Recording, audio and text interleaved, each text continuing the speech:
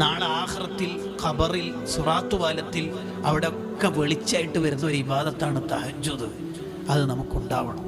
തഹജ്ജുദ് നിസ്കരിച്ചാക്കുള്ള ഏറ്റവും വലിയ വെച്ചം എന്താന്ന് പറഞ്ഞാൽ സ്വാലിഹീങ്ങളെ ബേക്കിൽ ഒളിച്ചു നിന്നിട്ട് സ്വർഗത്തങ്ങൾ പോവാം. അലൈക്കും ബി ഖിയാമില്ലൈൽ, നിങ്ങൾ തഹജ്ജുദ് നിസ്കരിക്കണേ. അതിൻ്റെ ഓഫർ എന്താ നിങ്ങൾ പറയണത് അറിയാം? ഫൈനഹ ദഅബു സ്വാലിഹീൻ, അത് സ്വാലിഹീങ്ങളുടെ ചര്യയാണ്. സാധാരണ ഒരു കാര്യം പറഞ്ഞാൽ ആപ്പിൾ കിട്ടും, മുന്തിരി കിട്ടും, സ്വർഗം കിട്ടും, അങ്ങനെ കിട്ടും എന്നല്ലേ പറയണത്. ഇതെന്താ പറയണത്? തഹജ്ജുദ് നിസ്കരിക്കണേ എങ്കിൽ അത് സ്വാലിഹീങ്ങളുടെ ചര്യയാണ്. അപ്പോൾ സ്വാലിഹീങ്ങളുടെ ചര്യ ആയാൽ നമ്മൾ ചെയ്യണമെന്നുണ്ടോ? ഉണ്ട്. സ്വാലിഹീങ്ങളുടെ കൂടെ സ്വർഗത്തിൽ പോവാം. ഇല്ലെങ്കിൽ സ്വാലിഹീങ്ങളുടെ വേക്കിൽ ഒളിച്ചെന്നാല്